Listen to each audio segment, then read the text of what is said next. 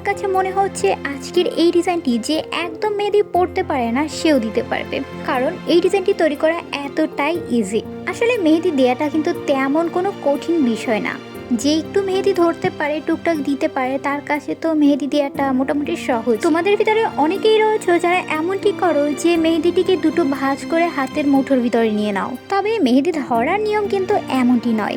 যদিও আমি নিজেও আগে এমনভাবেই মেহেদি ধরতাম, তখন তো আর জানতাম না মেহেদি ধরার আসল প্রসেস, তাই এমনভাবে ধরতাম।